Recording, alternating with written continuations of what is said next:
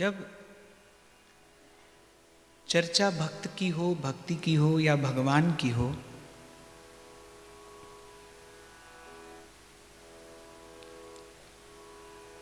तो एक शब्द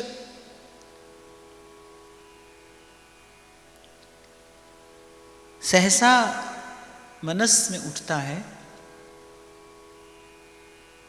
और वो है कृपा। सदा सुनते आए कि नहीं मिलते भगवान किसी साधन से।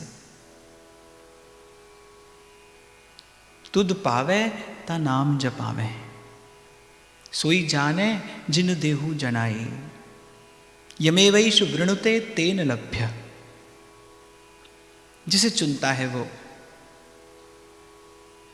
वही उसकी ओर देखता है, वही उसकी ओर चलता है, वही उस तक पहुंचता है।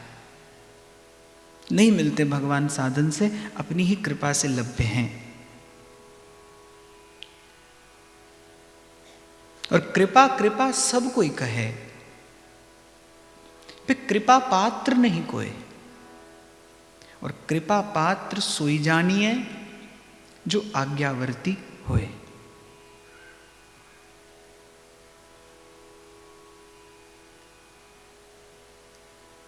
उलझन संसार में भी है, और भजन के पथ पर यदि कोई पग धरे तो भी जब तक कोई जागृत महापुरुष न मिले, जब तक कोई समर्थ गुरु न मिले, तब तक उलझन यहां पर भी है। इसलिए कई बार व्यासपीठ से निवेदन हुआ कि जैसे महाराज वाणी में जहां जहां गुरु कहते हैं, वहां कहते हैं गुरु पूरा, गुरु पूरा समर्थ हो। जीव तो अज्ञान के अंधकार में पड़ा ही है। आपको कोई कहे अंधेरे में कहीं चलने के लिए, तो ठोकर लगना बड़ा स्वाभाविक है। क्या खबर कि जहां पग धर रहे हैं आप, वो मार्ग आपके लिए उचित है भी कि नहीं, तो वहां तो ठोकर लगना स्वाभाविक है। जीव पड़ा है अज्ञान के अंधकार में, तो कोई ऐसा चाहिए जिसके पास में प्रकाश हो, जिसके पास प्रकाश का स्रोत हो। तो समर्थ सद्गुरु की आवश्यकता है,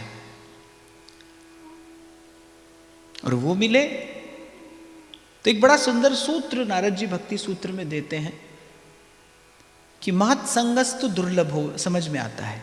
भगवान भी कहते हैं कि संत का मिलना सुलभ नहीं है। संत भी कहते हैं कि संत समागम हरि कथा तुलसी दुर्लभ दोय। संत नहीं मिलता। आश्चर्य होता है भगवान के मुख से ये शब्द सुनकर, समाहात्मा सुदुर्लभा। दुर्लभ है। आत्मा और परमात्मा के बीच में महात्मा का आना, ये संयोग दुर्लभ है। और आपको मुझे अनुमान लगा लेना चाहिए कि जिसे भगवान दुर्लभ कह रहे हैं, वो आपके मेरे लिए तो लगभग प्राप्त करना असंभव जैसा है। जिसे भगवान दुर्लभ कह रहे हैं, समाहात्मा सुदुर्लभा। और यदि महात्मा मिल भी जाए तो फिर नारद जी एक और शब्द का प्रयोग कहते अगम्यो। अगर मिल भी जाए तो पहचानने में नहीं आता, उसकी महिमा जानने में नहीं आती। स्वयं भी वो अपने आप को दुरा कर रखता है, और भगवान भी उसे छिपाकर ही रखते हैं। इसलिए हमारे ध्रुवदास जी कहते हैं, बार बार तो बनत नहीं ये संजोग अनूप, मानुष तन वृंदा विपिन, और रसिकन संग भी रूप।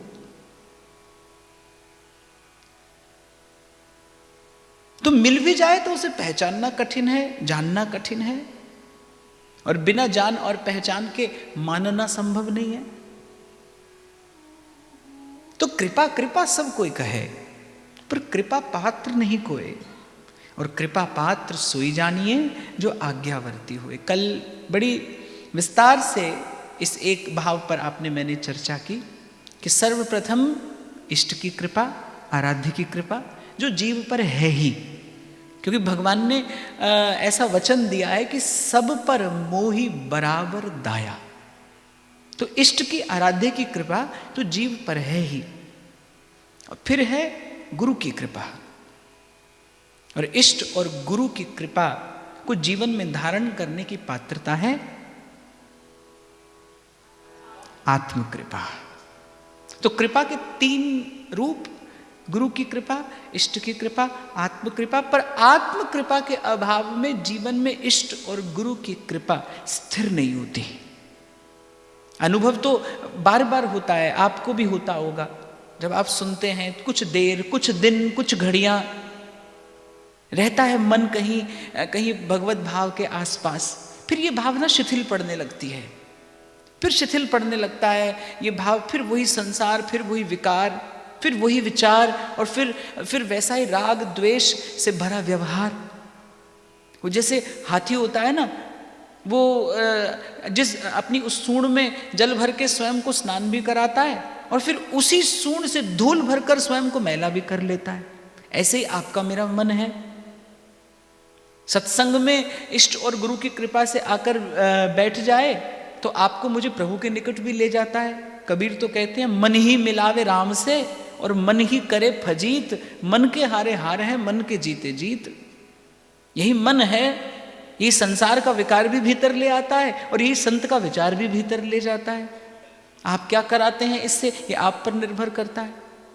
पर दुर्भाग्य ये है कि जहां जीव को मन का स्वामी होना चाहिए, वहां जीव मन का दास हो गया है। जहां जीव मन का स्वामी हो, वहां जीव मन का दास हो गया है। होना तो ये चाहिए। और आपको एक और बात बताऊं, स्वस्थ कहते किसे हैं? ये बड़ा साधारण सा शब्द है, स्वस्थ। पर यदि स्वस्थ शब्द का चिंतन करें ना, तो स्वस्थ का अर्थ ही यही है, जब आपका मन आपके नियंत्रण में हो तब आप स्वस्थ हैं। केवल शरीर का स्वास्थ्य नहीं है। हाँ, देह के धरातल पर जो खड़ा है उसे तो शरीर से अधिक कुछ नहीं दिखता। आज किसी ने मुझसे ये प्रश्न पूछा, मैं एक एक करके आपका उत्तर देता चलूंगा। किसी ने पूछा कि मेरे घर के पास मंदिर है और काफी समय से श्री जी का वस्त्र बदलने की सेवा मुझे मिली थी। कुछ दिन पहले मंदिर की संस्था के एक व्यक्ति ने कहा कि आपको श्री जी की वस्त्र सेवा नहीं करनी चाहिए, क्योंकि श्री जी की सेवा स्त्रियां ही करती हैं। तो अब जो देह के धरातल पर खड़ा है, जिसको स्त्री और पुरुष के अतिरिक्त कुछ दिखाई नहीं देता, वो देवता में भी मनुष्य की बुद्धि करता है। और जब देवता में आप मनुष्य की बुद्धि करेंगे, जब कृष्ण में पुरुष बुद्धि हो, तो फिर तो गोपांगना का भजन ही व्यर्थ है। यदि कृष्ण में पुरुष बुद्धि हो किसी, ना तो कृष्ण पुरुष है और ना राधा स्त्री है, जब वो स्त्री पुरुष नहीं, और फिर जो भाव से, और फिर मैं तो ये समझता हूं भाई, कोई सेवा नहीं करता। जिसने भी प्रश्न पूछा, मैं आपका मनोबल बढ़ाने के लिए ये बात कह रहा हूं, आप निश्चिंत होकर सेवा में लगे रहिए। कोई सेवा नहीं करता, उसकी इच्छा के बिना उसके निकट कोई पहुंच नहीं सकता। उसकी सेवा करना तो बड़े दूर की बात है। कौन कर सकता है? हाँ, एक बात है बाप, चमड़े की आंख से चमड़ा ही दिखाई देता है। चर्मचक्षु केवल देह का ही दर्शन करते हैं, वो देह से अधिक कुछ देख नहीं पाते। इसीलिए तो कभी वस्त्र हरण की लीला पर आक्षेप होता है, कभी रास लीला के विषय में मनुष्य के मन में संशय उत्पन्न होता है। जो देह के धरातल पर खड़ा है, जो देह से अधिक कुछ जानता नहीं। आपने एक शब्द सुना होगा, कूप का मंडू, कुएं का मेंढक। एक बार कुएं के मेंढक को समुद्र में रहने वाला मेंढक मिला। अब कुएं के मेंढक ने तो समुद्र देखा नहीं कभी। उसने कहा कैसा होता है समुद्र? उसने कहा बहुत बड़ा होता है। अब वो बेचारा भी कैसे बताए कितना बड़ा होता है? तो कुएं के मेंढक ने छलांग लगाई, बोले इतना बड़ा होता है? बोले नहीं, इससे भी बड़ा। उसने और बड़ी छलांग लगाई, इतना बड़ा? ले नहीं, इससे भी बड़ा। तो उसने अपनी पूरी शक्ति लगाकर, पूरा बल लगाकर कुएं के एक कोने से दूसरे कोने तक छलांग लगाई। बोले इतना ही तो बड़ा होता होगा। अरे बोले नहीं, इससे भी बहुत बड़ा। उसने कहा तुम झूठ बोलते हो, इससे बड़ा कुछ हो नहीं सकता। जिसने कभी कुएं से अधिक कुछ देखा नहीं, वो क्या समुद्र का अनुमान लगाएगा? बिल्कुल ठीक ऐसे ही जो देह के धरातल पर खड़ा है, उसको देह से अधिक कुछ दिखाई नहीं पड़ेगा। और फिर ये तो प्रेम की गली है, तामे दो न समाए। जब महादेव ने निकुंज के द्वार पर खड़े होकर राधा कृपा कटाक्ष का गान किया, क्योंकि रोक लिया गया था आशुतोष को द्वार पर ही कि आप भीतर नहीं जा सकते, और महादेव की इच्छा थी कि मैं रास नृत्य का दर्शन करूं, सेवा की अभिलाषा लेकर महादेव द्वार पर खड़े हैं और रोक लिया गया सहचरियों के द्वारा कि आप भीतर नहीं जा सकते। तो महादेव ने कहा क्यों? तो एक सहचरी ने पहले पूछा, बताइए आप हैं कौन? तो उन्होंने कहा कि मैं शिव। तो उसने कहा आप दोनों भीतर नहीं जा सकते। तो महादेव ने सोचा शायद ये मेरे गले में जो सर्प आदि हैं इनके लिए कहा जा रहा है, तो उन्होंने वो सर्प आदि उतार कर रख दिए। बोले अब जा सकता हूं? नहीं, बोले अब भी आप नहीं जा सकते, आप दो नहीं जा सकते। तो महादेव ने सोचा त्रिशूल होगा, उसे भी एक और धर दिया कि अब जा सकता हूं, नहीं अब भी नहीं जा सकते, आप दो नहीं जा सकते। तब महादेव ने जाना कि मैं और शिव ये दोनों प्रेम की गली में भीतर नहीं जा सकते। न मैं रहे न शिव रहे, जब कोई ना रहे, जब केवल उसकी कृपा और उसकी कृपा का पात्र रहे, तभी कोई प्रेम की गली में प्रवेश कर सकता है। तो जिसने भी पूछा आप निश्चिंत होकर सेवा करिए, आप सेवा कर नहीं रहे, श्री जी आपसे सेवा करा रही हैं और ऐसे ही कराती रहें और अपने जीवन को सफल सार्थक बनाते रहिए। तो कह मैं ये रहा था कि जब देहाध्यास आपके शरीर में प्रबल होता है, आपके भीतर प्रबल होता है, तब आप बहुत अधिक नहीं देख पाते, बहुत अधिक नहीं सोच पाते। संसार का व्यक्ति अधिक से अधिक क्या सोचेगा? संसार। वो अधिक से अधिक धन सोच लेगा, संपत्ति सोच लेगा, राजपाट सोच लेगा, मान सम्मान सोच लेगा, शरीर का सुख सोच लेगा, भोजन का सुख सोच लेगा, इससे अधिक नहीं सोच पाएगा। इसीलिए कल मैंने आपको बड़ी विनम्रता पूर्वक एक निवेदन किया था, ये जन्म जन्म का सोया मन है बाप, इसे संसार का अभ्यास हो गया है, इसको जगाने के लिए तो आपको परिश्रम करना पड़ेगा। कबीर कहते भक्ति करे कोई सूरमा, कामी क्रोधी लालची इन पे भक्ति ना होए। भक्ति करे कोई सूरमा, जात बरन कुल खोए। और आपने सुना होगा एक वीर होता है, एक शूरवीर होता है। शूरवीर को सूरमा कहते हैं। वीर और शूरवीर में भेद क्या होता है कि वीर पर जब प्रहार होता है तब वीर उसका उत्तर देता है और प्रसन्न होता है, लेकिन शूरवीर कौन होता है? उस पर जितना प्रहार होता है वो उतने बल से और शत्रु पर आक्रमण करता है, वो उतने अधिक बल से और आगे बढ़ता है। इसलिए कबीर साहब कह रहे भक्ति करे कोई सूरमा, कोई शूरवीर भक्ति करता है भगवान की। जाति बरन कुल खोए। जाति बरन कुल अर्थात देहाध्यास। जब आप भूल जाए कि मैं तन से कौन हूं, न जाति स्मरण रहे, न वर्ण और न कुल, इन तीनों में से कोई भक्त नहीं होता, कोई भक्त हो नहीं सकता। कल भी आपको स्मरण हो तो मैंने कहा था भक्ति कौन करता है? ये हाड़ चाम का देह भक्ति करने योग्य नहीं है। केवल यहां पर आकर बैठ जाने मात्र से सत्संग नहीं होता। संग करने के लिए तो मन के अनुकूल होने की आवश्यकता है। हाँ, यहां मैं ये जरूर कहूंगा कि मन अनुकूल हो तब सत्संग होता है, और मन अनुकूल ना हो तब भी सत्संग से ही मन अनुकूल होता है। ये औषधि भी है, ये पथ्य भी है। ये सत्संग औषधि भी है और पथ्य भी है।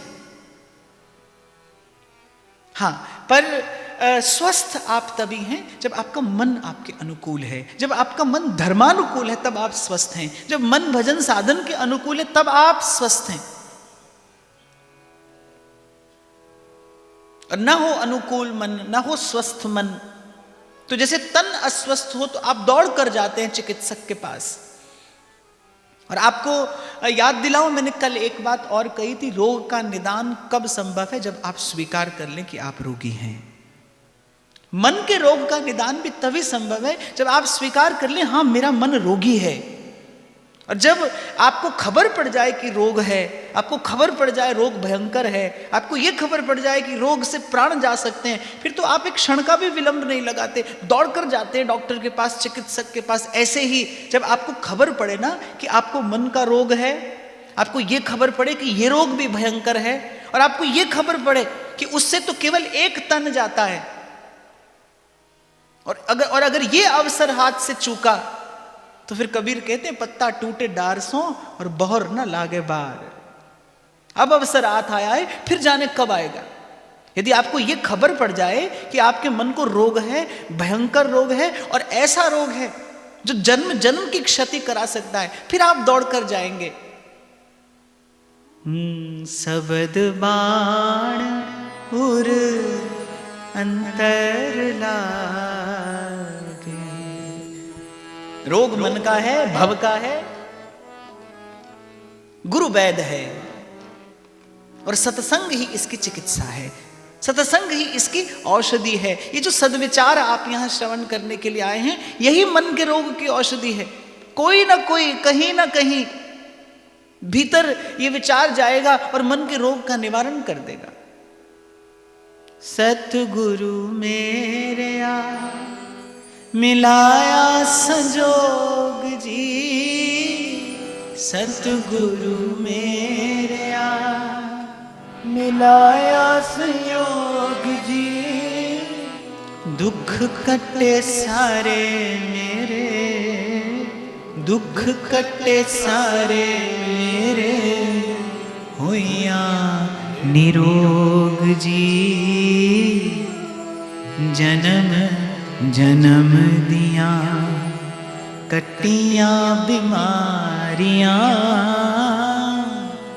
जन्म जन्म दिया कटियां बीमारियां, जदों तेरे नाम दिया, जदों तेरे नाम दिया, चढ़िया खुमारियां किथों ने रंगाइयां।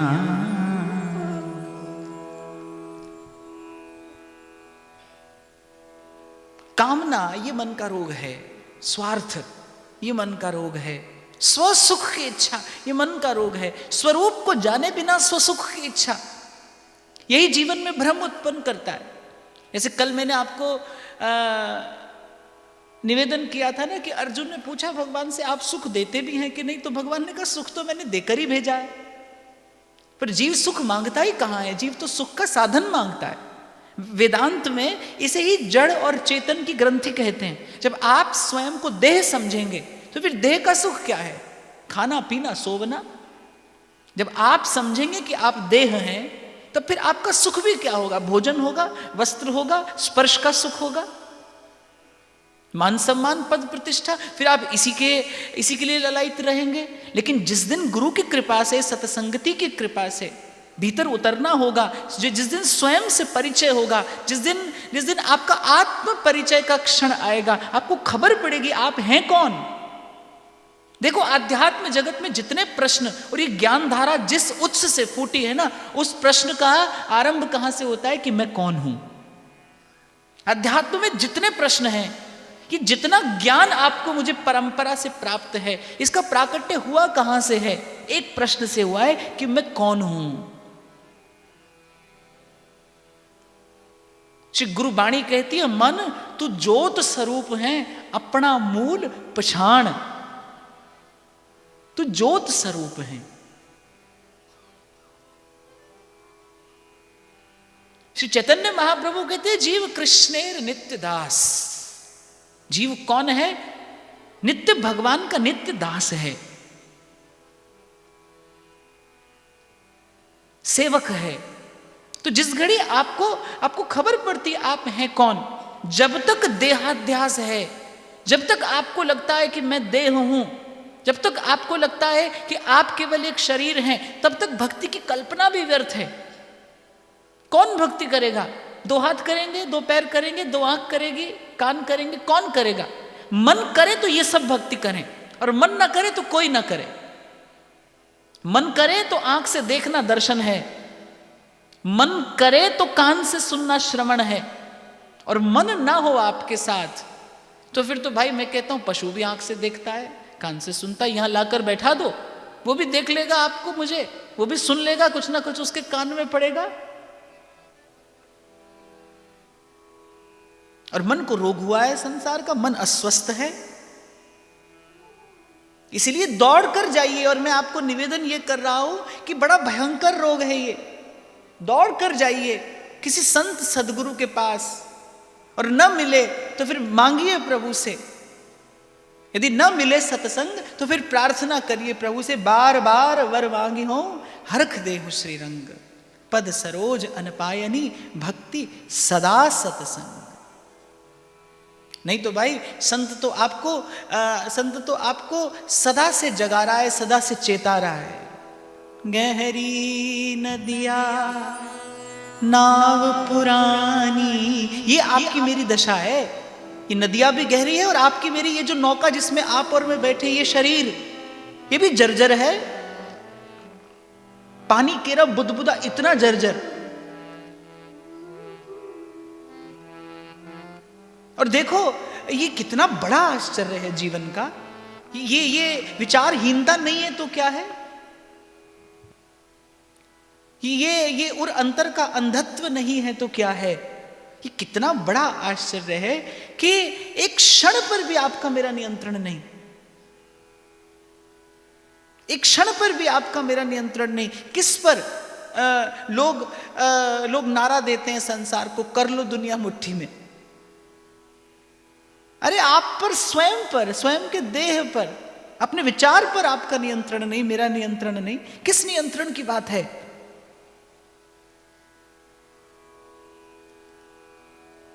कूप नीर बिना धेनु क्षीर बिना, धरती मेह बिना,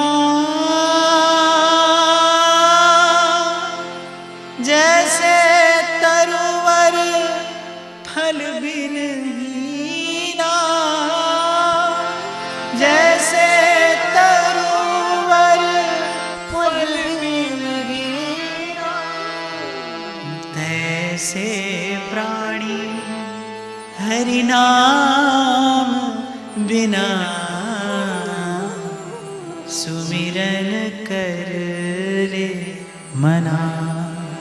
तेरी बीती जाती उम्र हरि नाम बिना सुमिरन कर ले मना। तो पहले उठिए, जागिए, स्वीकार करिए कि मन रोगी है, फिर खोजिए कोई योग्य चिकित्सक मिले, कोई योग्य चिकित्सक मिले आपको, जो देकर आपको हरिनाम की औषधि और मन का रोग दूर करे। इस संसार में आना सफल हो, आपका ये जन्म जीवन सफल हो, सार्थक हो। इतनी कृपा आप स्वयं पर करिए, इसी का नाम आत्म कृपा है। पूछा है यहाँ किसी ने, आत्म कृपा का स्वरूप क्या है, क्या है लक्षण आत्म कृपा का? तो जैसा कल मैंने निवेदन किया, कृपा के 3 रूप हैं, इष्ट कृपा, गुरु कृपा, आत्म कृपा। और आत्म कृपा की 3 विधियां हैं, किस प्रकार आप स्वयं पर यह कृपा कर सकते हैं। ऐसा नहीं करना कहीं दर्पण के सामने बैठकर और स्वयं को देने लगो आशीर्वाद, कि वो पूछो क्या हो रहा है, बोले आत्म कृपा हो रही है। आत्म कृपा की 3 विधियां हैं। एक तो मैं इस भाव में आज आगे बढ़ूं, मैं आपको एक बात निवेदन कर दूंगा कि भाई कबीर भी कह रहा है ना, भक्ति करे कोई सूरमा। वेद की वाणी है, उत्तिष्ठत जागृत प्राप्य वरान निबोधत। एक बात मैं आपको खबर दे दूं कि भक्ति निर्बल व्यक्ति का धर्म नहीं है, कि निर्बल व्यक्ति का धर्म नहीं है। सदा सदा संतों की तपपूत वाणी ने जगाया ही तो है मानव के सोए मन को। दे शिवा वर मोहे है, शुभ कर मन ते कबहू ना डरूं, न डरूं अरसों जब जाए लरों, निश्चय कर अपनी जीत करूं। ये सबल व्यक्ति का धर्म है। कहने लगे लोग ये प्रेम में रोना, नाचना, गाना ये तो दुर्बल व्यक्ति का कार्य है। पर भक्ति करे कोई सूरमा, जाति बरन कुल खोए। सबसे हाथ में खड्ग लेकर शत्रु का शीश उतार देना सरल है, हाथ में खड्ग लेकर अपने शत्रु का शीश उतार देना सरल है, पर मन जाता हो काम क्रोध की ओर तो हाथ में संयम का शस्त्र लेकर उसको रोकना कठिन है, बहुत कठिन। पारासर सुर इंद्र कलप कामिनी मन फंद्या। श्री हितरिवंश महाप्रभु कहते हैं कि पारासर सुर इंद्र कलप कामिनी मन फंद्या, परे देह दुख द्वंद कौन कर्म काल निकंद्या। कामना जगे, उस कामना को ज्ञान की खड्ग लेकर, संयम की ढाल लेकर उस कामना को निरस्त करना, ये किसी शूरवीर का कार्य है। अर्जुन जब एक बार अपने वनवास काल में सशरीर स्वर्ग गए तो स्वर्ग की अप्सराएं अर्जुन के रूप और गुण पर मोहित हो गई। हर वीर विनम्र हो तो फिर महान दिखता है। स्वर्ग की अप्सराएं मोहित हो गई अर्जुन के रूप गुण पर, केवल रूप पर नहीं, उसके गुण पर भी। और आकर कहा कि आपका अंग संग करने की मुझे इच्छा है। अप्सरा आकर कहती है, और इस समय आप स्वर्ग में हैं, यदि आप ऐसा करते हैं तो आपको पाप नहीं होगा, क्योंकि आप स्वर्ग में हैं और स्वर्ग का यह धर्म है कि वहां भोगने से पाप नहीं लगता, केवल पुण्य क्षीण होता है।